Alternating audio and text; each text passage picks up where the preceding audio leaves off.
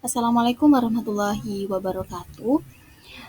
Kami dari kelompok 5 akan membahas bab 4 tentang industri elektromagnetik dan rangkaian arus AC. Oke, di kelompok 5 ini ada beberapa anggota yang terdiri dari Arswendo Cahya Bintang, yang kedua ada Zakaria Lugas Pratama, yang ketiga Faika Mila Fadlullah, dan yang keempat adalah Nazala Iwana Kalisa. Untuk materi pertama, kita akan membahas tentang flux magnetik. Sebelum membahas ke flux magnetiknya, kita harus mengetahui tentang GGL atau gaya gerak listrik induksi. Nah, GGL ini disimbolkan sebagai Ein dan memiliki satuan volt. GGL ini didefinisikan sebagai potensial listrik yang ditimbulkan oleh perubahan flux magnet. Nah, jadi GGL ini memiliki kata kunci flux magnet, kata kuncinya ya. Setelah itu kita akan membahas tentang flux magnet. Apa sih flux magnet itu? Flux magnet itu jumlah garis gaya magnet atau medan magnet yang menembus suatu luas permukaan bidang. Dan flux magnet ini memiliki simbol Weber atau biasa disingkat menjadi WB. Flux magnet ini dapat dirumuskan sebagai flux sama dengan besar medan magnet yang menembus suatu bidang dikali dengan A atau luas bidang yang ditembus dan dikali lagi oleh cos theta. Nah, theta di sini yaitu sudut antara B dan normal bidang. Nah, ini dapat dimisalkan pada gambar ini yang ada di flux ini. Ini tuh ada suatu bidang persegi dan ini ada suatu normal bidang. Nah, normal bidang ini tegak lurus ya teman-teman. Setelah itu ini ada garis yang biru ini ada medan magnet. Nah, theta ini itu sudut yang dibentuk oleh N dan B ini. Nah, ini tetanya. Setelah itu ada yang namanya solenoida. Solenoida ini merupakan suatu kumparan. Jadi misal kita punya ada kumparan nih ya. Nah, itu dililiti oleh kawat. Nah, apabila kita memasukkan suatu magnet itu ada dua arah, ada dua kemungkinan, bisa ke kanan dan ke kiri. Dan di video ini saya membuatnya mengarah ke kanan. Ini sebagai contoh. Setelah itu ada yang namanya sumbu kumparan. Sumbu kumparan ini saya gambarkan dengan garis putus-putus seperti ini. Setelah itu bidang yang ditembus yaitu bidang yang lingkaran ini. Bidang yang nanti akan ditembus itu bidang lingkaran ini. Nah, bidang lingkaran itu sama dengan normal bidang. Nah, itu sama aja bisa ke kanan sama bisa ke kiri seperti ini. Nah, setelah itu di solenoida ini tetanya sama dengan 0. Jadi dapat dirumuskan atau rumusannya dapat ditulis sebagai theta sama dengan B dikali A atau besar medan magnet yang menembus suatu bidang dikali dengan luas bidang yang ditembus. Setelah itu kita lanjut ke pembahasan hukum Faraday dan hukum Lenz. Nah, hukum Faraday ini merupakan percobaan Faraday menjelaskan bahwa menggerakkan magnet keluar masuk kumparan menyebabkan penyimpangan pada jarum galvanometer. Itu yang dicoba pada percobaan Faraday. Nah, pada gambar ini teman-teman bisa ngelihat gambar di sini. Faraday melakukan suatu percobaan di mana ia memiliki suatu kumparan atau lilitan seperti ini, seperti pada gambar. Nah, dan lilitan itu akan dihubungkan ke galvanometer nah ini galvanometernya ya teman-teman. Nah, galvanometer itu dapat bukan didefinisikan. Galvanometer itu adalah suatu alat yang digunakan untuk mengukur adanya arus listrik. Nah, setelah itu Faraday melakukan percobaan dengan menggerakkan magnet keluar masuk kumparan. Jadi ini ada magnet. Faraday itu uh, ya gini. Jadi magnetnya dimasukin ke dalam suatu kumparan ini. Nah, pada saat dimasukkan, ini gerakannya masuk keluar gitu ya, keluar masuk ini. Nah, pada saat menggerakkan magnet keluar masuk ke kumparan itu ternyata terjadi penyimpangan pada galvanometernya. Nah, terjadi penyimpangan itu ini jarumnya akan bergerak ke kanan atau ke kiri. Nah, artinya jika jarum galvanometernya menyimpang, berarti di situ ada arus listrik yang mengalir melalui kumparan ini.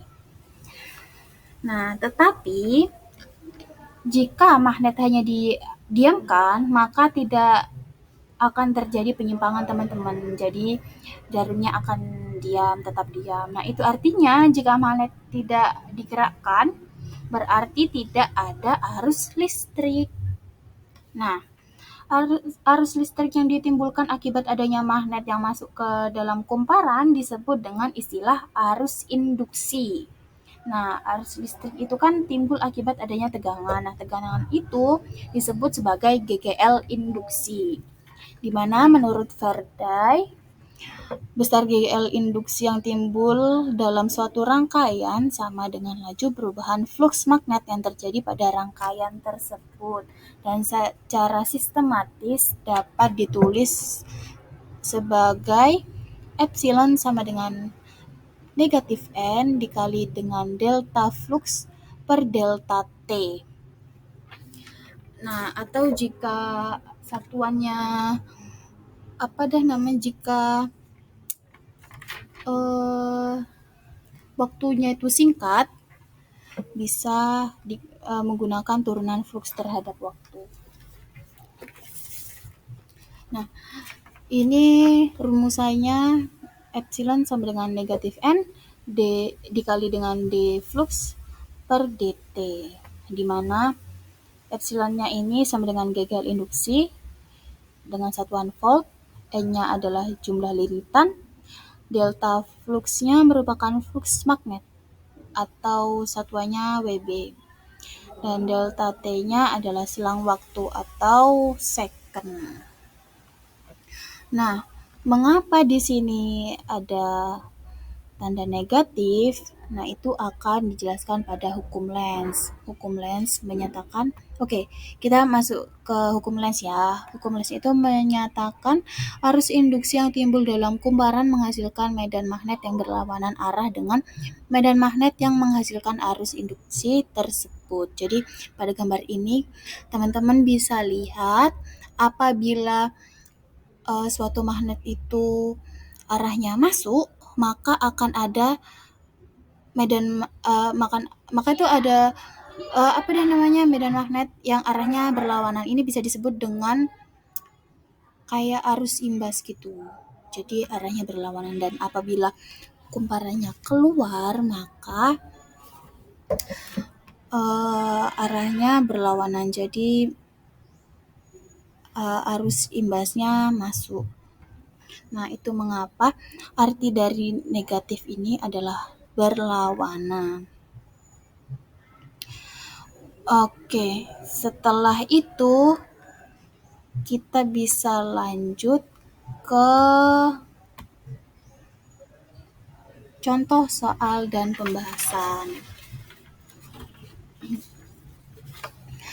Di contoh soal ini ada, di nomor 1 ini ada sebuah kumparan memiliki jumlah lilitan 1000 mengalami perubahan flux magnetik dari 9 dikali 10 pangkat min 5 Wb menjadi 3 kali 10 pangkat min 5 Wb dalam selang waktu 10 meter second.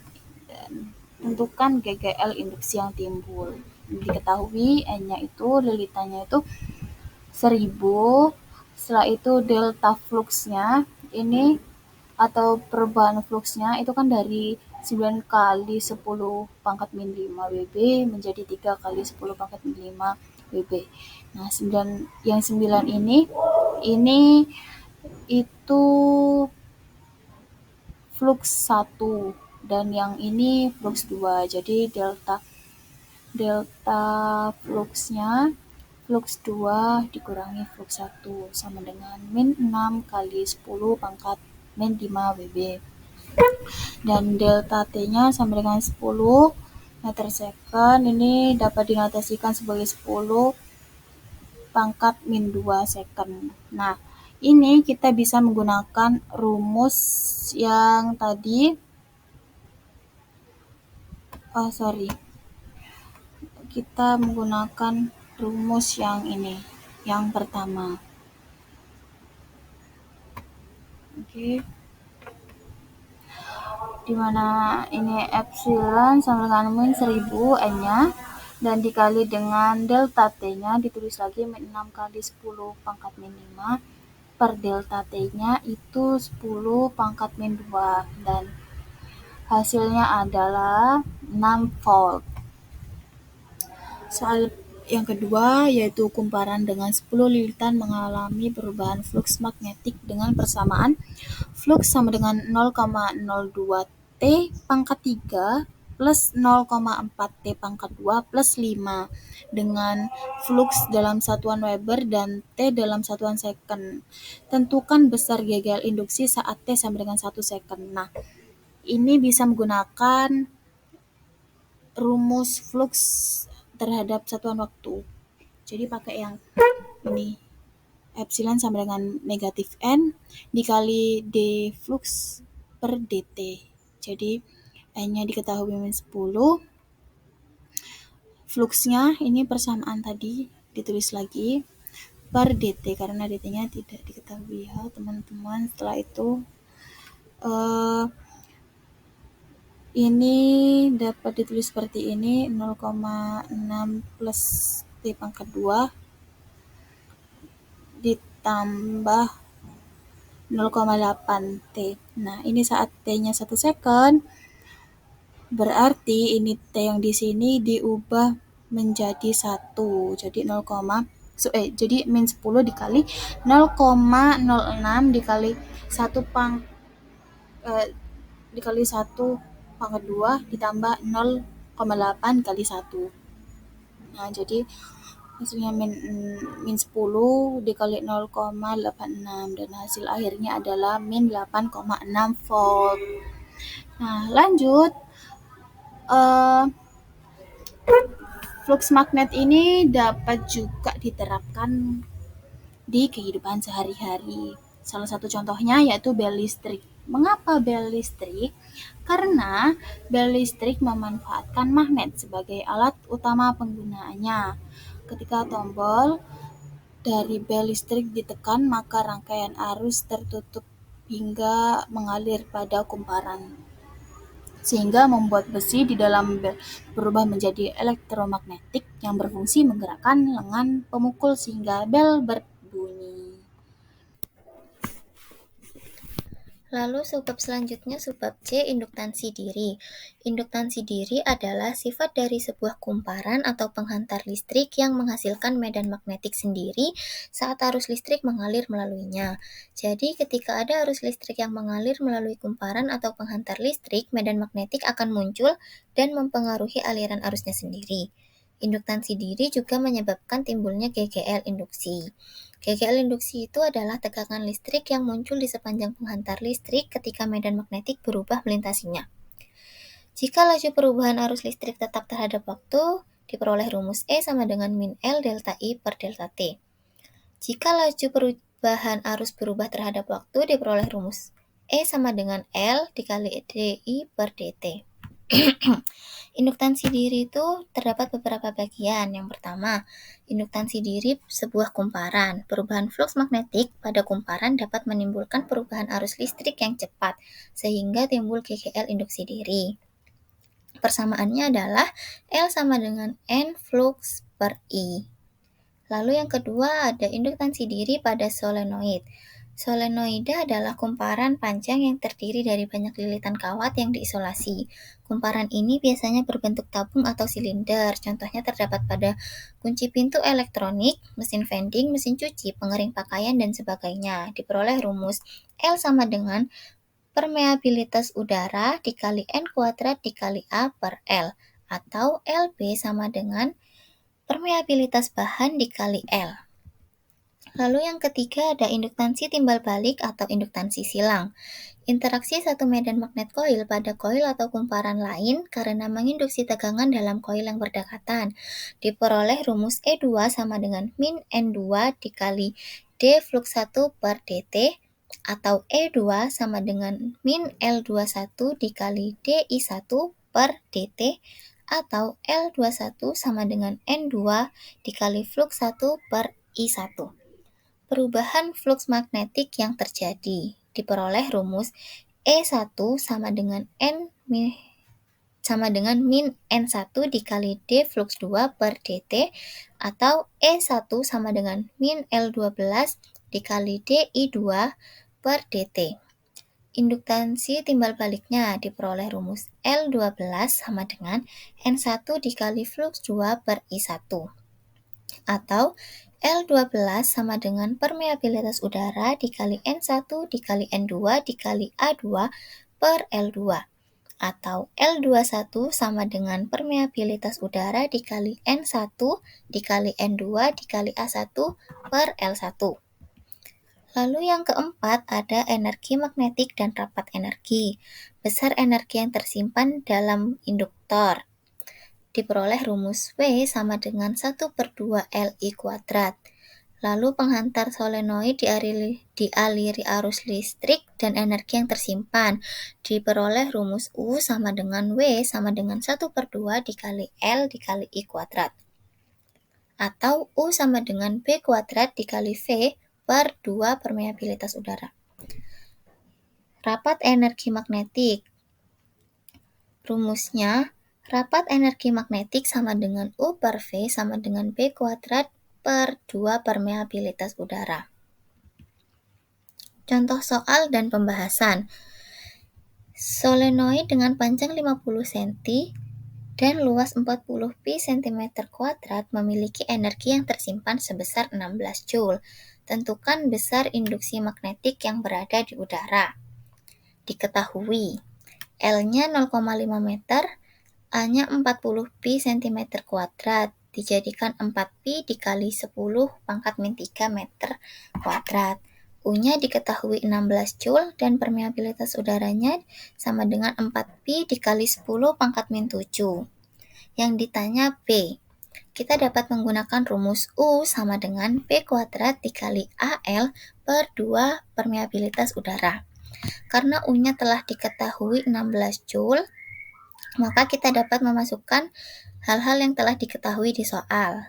Sehingga 16 sama dengan P kuadrat dikali 4 pi dikali 10 pangkat min 3 dikali 0,5 per 2 dikali 4 pi dikali 10 pangkat min 7. Sehingga 16 sama dengan 0,25 dikali 10 pangkat min 4 dikali B kuadrat. Lalu dipindah ruas, B kuadrat sama dengan 64 dikali 10 pangkat min 4.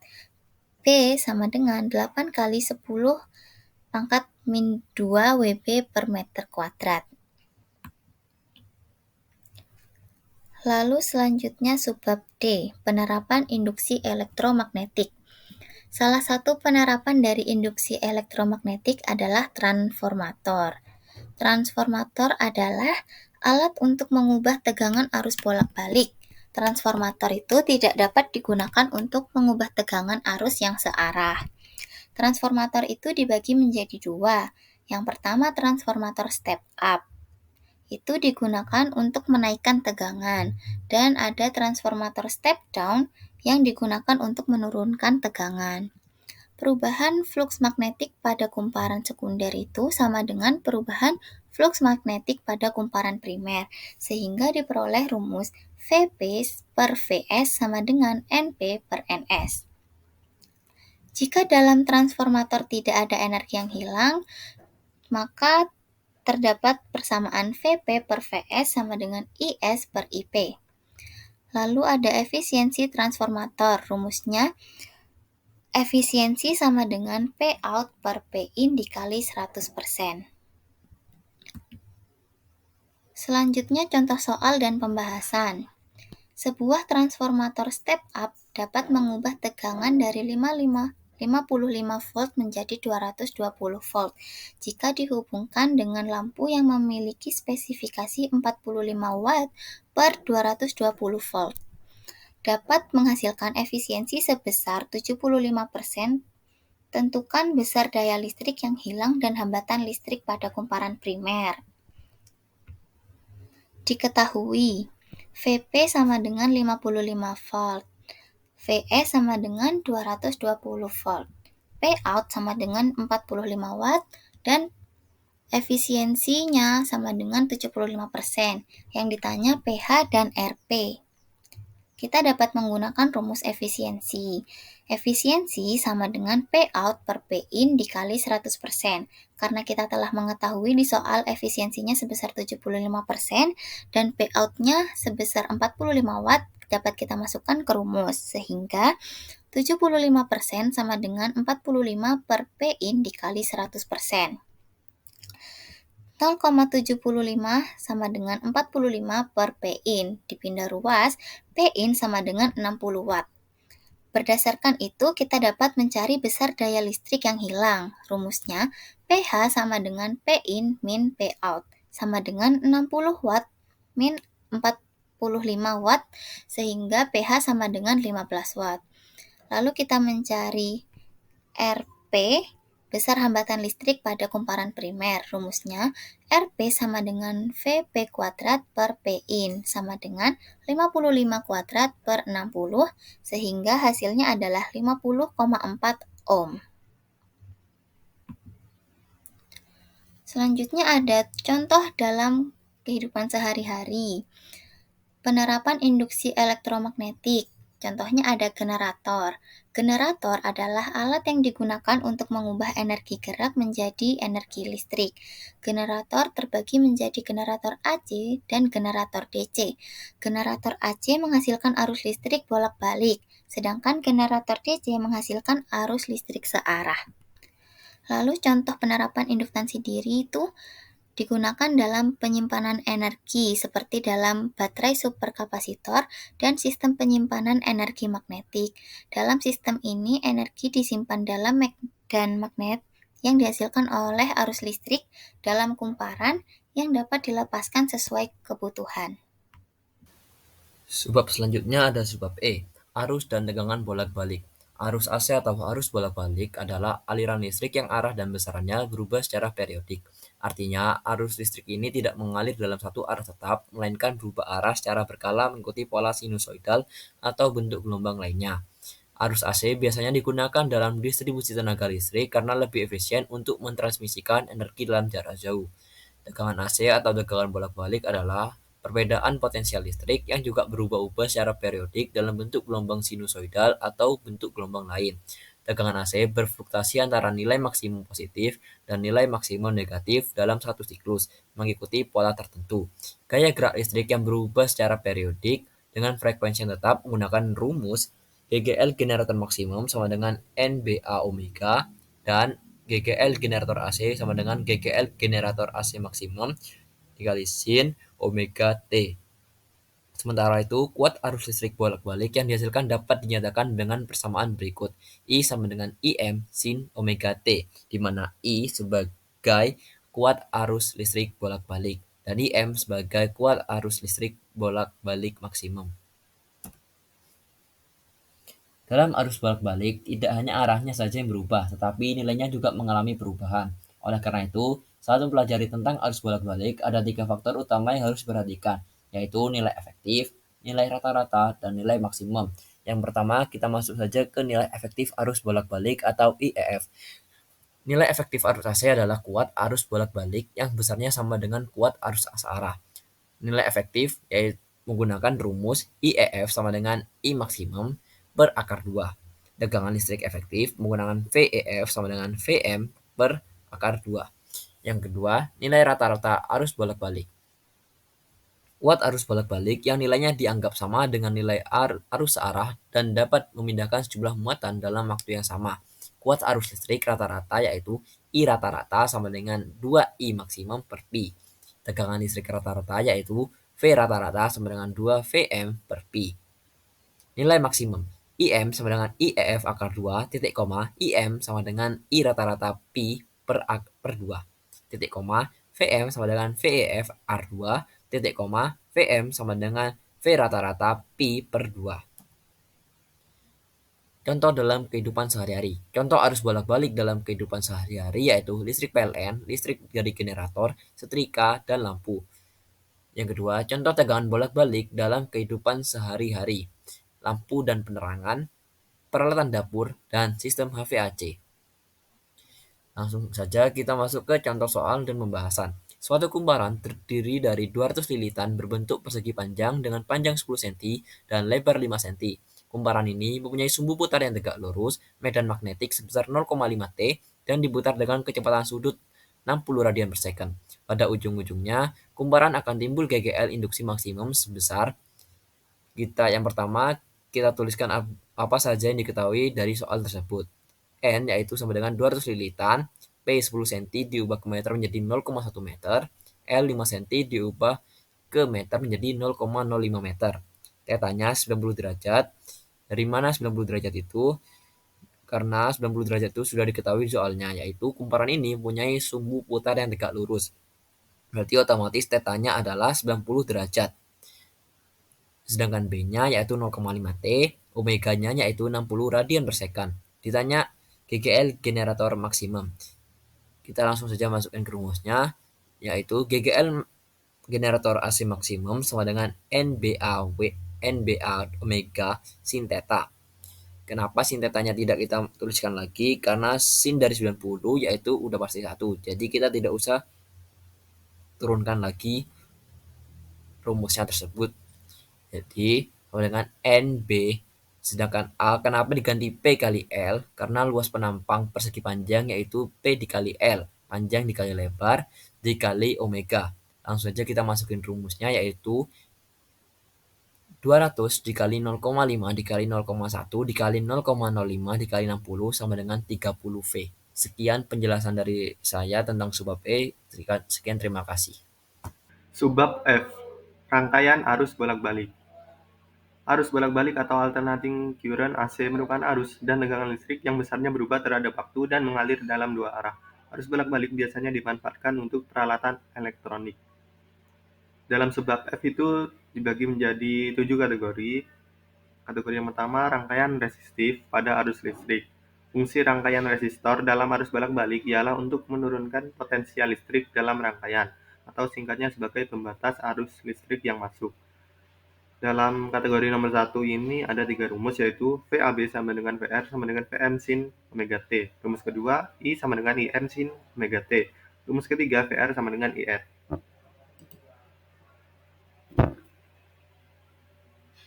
Lanjut ke kategori nomor 2, rangkaian induktif pada arus bolak-balik. Sebuah induktor mempunyai hambatan yang disebut reaktansi induktif. Saat dihubungkan dengan sumber tegangan bolak-balik, hambatan atau reaktansi induktif ini bergantung pada frekuensi sudut arus dan induktansi dari induktor. Rumus arus melalui induktor ada 2, IL sama dengan, ini rumus yang pertama, IL sama dengan VM sin kurung buka omega T min 1 per 2 Pi kurung tutup per omega L. Rumus kedua, IL sama dengan IM sin kurung buka omega T min 1 per 2 Pi kurung tutup. Kategori nomor 3, rangkaian kapasitif pada arus bolak-balik. Sebuah kapasitor memiliki karakteristik yang dapat menyimpan energi dalam bentuk muatan listrik ketika dihubungkan dengan sumber tegangan bolak-balik maupun tegangan searah. Kapasitor yang dialiri arus bolak-balik akan timbul resistasi semu atau biasa disebut dengan reaktansi kapasitif. Besar nilai reaktansi kapasitif bergantung pada besarnya nilai kapasitansi kapasitor dan frekuensi sudut arus. Terus rumus-rumus dalam rangkaian kapasitif pada arus bolak-balik itu ada 3. Rumus arus melalui kapasitor. Itu rumus pertamanya IC sama dengan omega C VM sin kurung buka omega T plus 1 per 2 Pi kurung tutup. Rumus kedua itu ada IC sama dengan IM sin kurung buka omega T min 1 per 2 pi kurung tutup. Untuk mencari tegangannya itu dapat menggunakan rumus VC sama dengan VM sin omega T. Kategori nomor 4, rangkaian seri antara R dan L pada arus bolak-balik. Secara definisi, rangkaian seri RL merupakan resistor dan induktor yang dirangkai secara seri dengan menghubungkannya ke sumber tegangan AC. Dalam kategori nomor 4 ini ada 6 rumus. Rumus yang pertama itu VAB sama dengan VR sama dengan IR. Dan rumus kedua VBC sama dengan VL sama dengan IXL. Rumus ketiga itu V sama dengan akar VR kuadrat plus VL kuadrat. Rumus keempat Z sama dengan akar R kuadrat plus XL kuadrat. Nah, ini rumus kelima dan keenam ini untuk mencari pergeseran sudut fase pada rangkaian seri RL. Itu rumusnya tan theta sama dengan VL per VR atau tan theta sama dengan XL per R.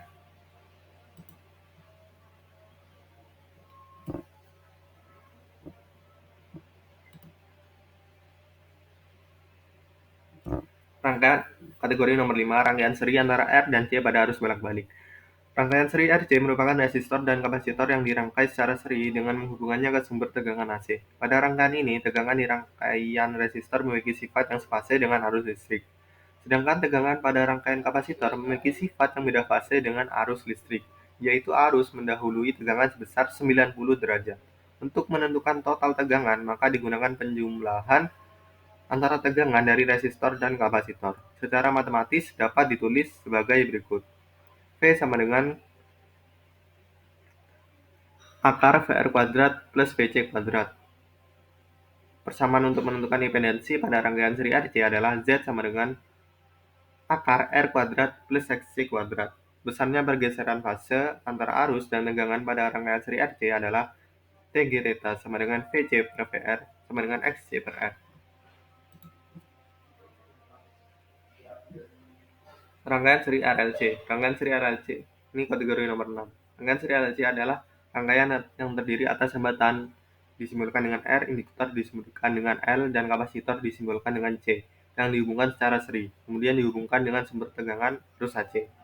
Mempunyai rumus V sama dengan akar VR kuadrat plus kurung buka VL min VC kurung tutup kuadrat, dan tan theta sama dengan VL min VC per VR. Kemudian rumus ketiga Z sama dengan kurung buka R kuadrat plus Z salah. Maksudnya rumus ketiga itu Z sama dengan akar R kuadrat plus kurung buka XL min XC kurung tutup kuadrat, dan tan theta sama dengan XL min XC per R. Kategori nomor 7, resonansi rangkaian seri RLC. Apabila RL dan C disusun secara seri, kemudian dihubungkan dengan sumber arus bolak-balik, akan mempunyai 3 kemungkinan sebagai berikut. Kemungkinan pertama itu jika XL lebih besar dari XC, tan theta bernilai positif. Hal ini menunjukkan bahwa tegangan mendahului arus listrik dan rangkaian bersifat induktif. Tan theta sama dengan XL min XC per R sama dengan positif. Itu rumusnya.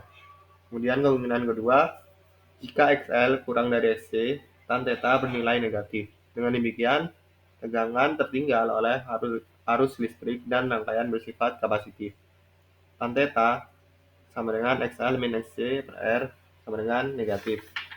Itu rumus yang kedua. Kemungkinan ketiga, jika XL sama dengan XC, tan theta bernilai 0. Besar impedansi sama dengan hambatan murninya, atau Z sama dengan R, sehingga dalam rangkaian hanya R saja yang berfungsi. Jika XL sama dengan XC dan Z sama dengan R, rangkaian akan beresonansi. Dapat disimpulkan bahwa syarat terjadinya resonansi adalah XL sama dengan XC. Berdasarkan kemungkinan ketiga, itu diperoleh dua rumus. Rumus yang pertama, F sama dengan 1/2pi dikali akar 1/LC. Itu untuk mencari besar frekuensi resonansi. Untuk mencari kuat arus listrik resonansinya itu rumusnya I sama dengan V/R.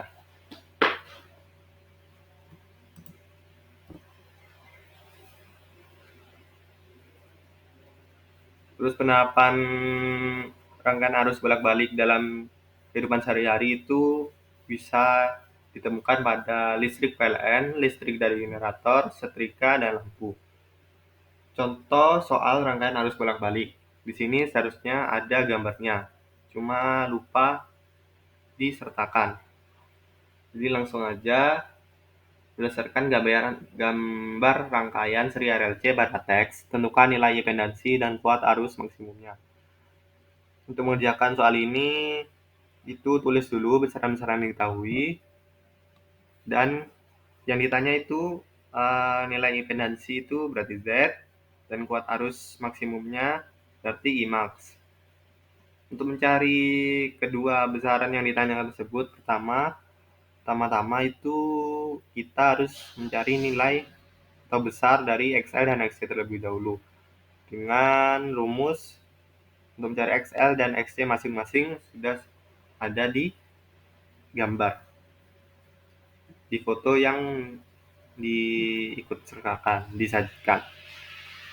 Kemudian setelah XL dan XC dicari dan diketahui, itu kita mencari nilai impedansinya terlebih dahulu dengan rumus akar R kuadrat plus kurung buka XL min XC kurung tutup kuadrat.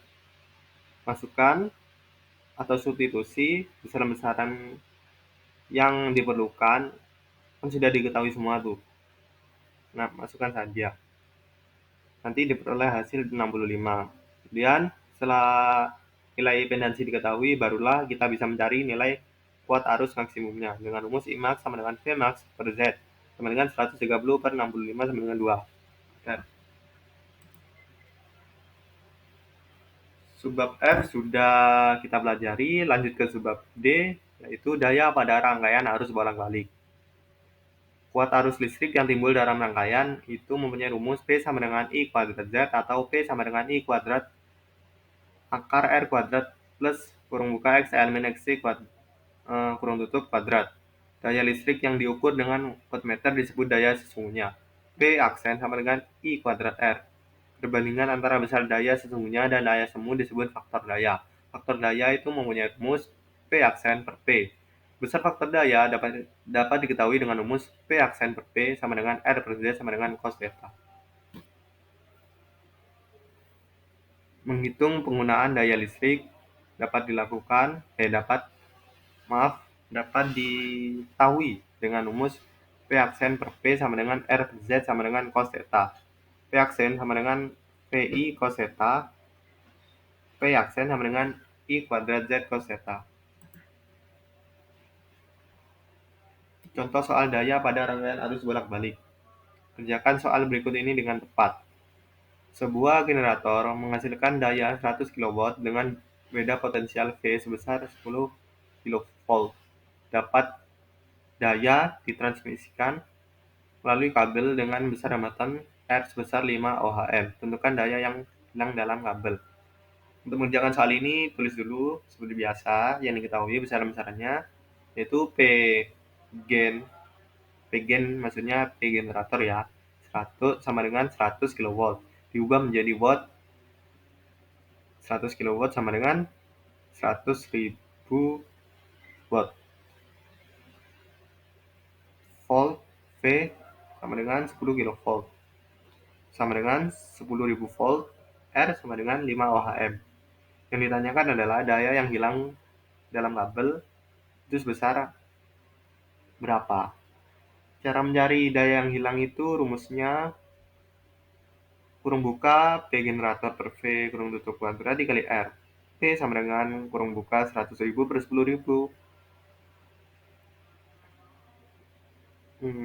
Dikuatkan kurung tutup di kuadrat dikali 5. P sama dengan 10 kuadrat dikali 5. P sama dengan 500 watt. Terima kasih.